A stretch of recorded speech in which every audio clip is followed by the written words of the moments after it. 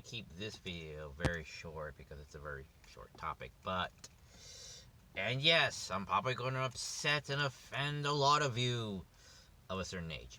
Now, I had a small little thought in the back of my mind, which was, remember, back in the day, in the year 2001, when 9/11 happened, the procedural dramas of the time, from that started off in the spring, and then we're going to come back for the fall, and then those that come back in the other spring again. So we have 3 seasons here, right? Pre 9/11, 9/11, and then post 9/11. These 3 seasons, right? And all that time, none of them have 9/11 in them. All the procedurals, anything that took place in New York wasn't written about, wasn't handled. That's why I'm saying that now. I'm highlighting that now. Wasn't handled at all. So when the seasons came back, the ones that were being shot for half that year would come back as post, they wore pink ribbons. That was it. That was the only real sense of handling the problem. Crime was just crime. No one was really dealing too much with the fall. That's what Reign Over Me was about a fucking 9/11 victim. But you never really hear about that, not really, from the trailer, not that I can recall exactly saying outright, his family died and we see a plane. It's like, enough said. It's like, no, say 9/11, say this. They only say it in the movie, but still a bit more inferred, It's that soft thing where it's like, let's give them, it's like, yes, enough said. Like, it's like, no, say it, firm it, say how people deal with this specific. A bird just flew by the window. These people deal with this specific issue because it never was addressed, And yes, I can understand it would be painful for people, but you have to face and deal with your problems. And all the procedurals was to deal with your problems, which was crime in all its many forms. But then 9/11 happened, and it's like, well, that happened off screen. We're not going to deal with that. Not really. And as I recall, watching the procedurals, nobody had to deal with their, post-traumatic stress disorder of post 9/11. They just went on their merry way of dealing with whatever they were doing in their plot lines and character arcs. Like 9/11 happened, but that was somewhere over there, So, TV-wise, nobody really dealt with that, in the world of fiction and Hollywood, not really. But they had to cover up with euphemisms and metaphors, like Batman v Superman, where Bruce was having his post-traumatic stress disorder. It's like, what do you think that's a reference, not a reference, but like a reflection of?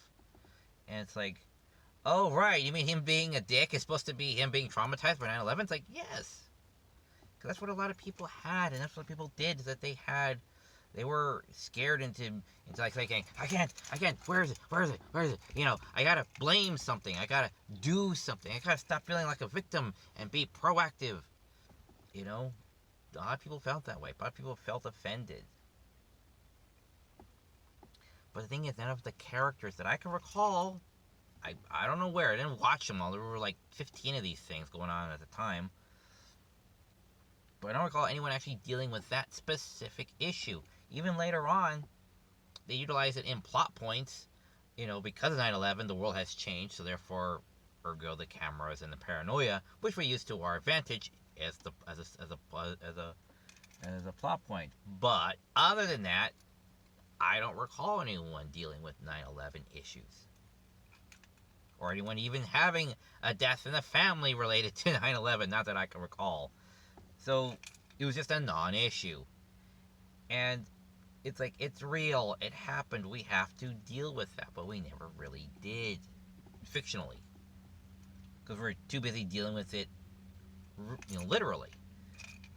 But we didn't have anybody fictionally that we looked up to that dealt with these problems, that dealt with real life problems and issues to actually deal with that real life problem and issue. You see what I'm getting at?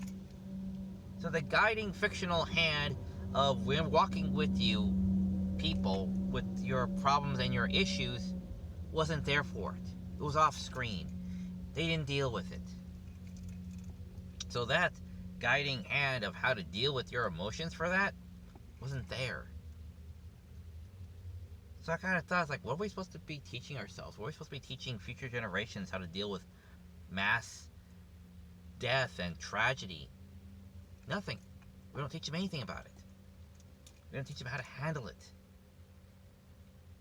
You know, we've had school shootings, but that's like one person, not a group. We had that island shooting, you know, of that one guy, you know, who went out off of the states, you know, the states kids, you know, from England or Europe or whatever. And the thing is, that was still just one guy, not the group that survived, you know. And again, it was still not on par of 9/11 because it's not a whole society that is, you know, traumatized. It was a small group, and we only focused on one person having to try and get through this, or struggling to get through this. And so, I think that really kneecapped, I guess the phrase, I just like saying it, you know, we kneecapped the discourse, you know. We hindered ourselves because we didn't want to deal with it. We didn't want to look at it. We didn't want to have to think about it anymore. We are, or have. And I think we're detrimenting, we've hurt ourselves because of it. So we need to face our problems fictionally to help ourselves literally or realistically. You know, here in the real world, we've done everything. We have morals. We have episodes on friendships and morals. You think we would say, hey, let's actually talk about our issues that are plaguing us and keeping us up at night. Yes, that's what we should have done. Oh, by the way, they even edited out anime.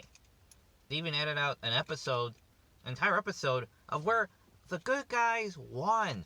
They made it back okay on the space shuttle. It did break up. They didn't die. But because it was in a space shuttle that was in jeopardy, episode was dropped on Cowboy Bebop. Oh, and that 1 second of footage shot where an explosion happens near 2 towers.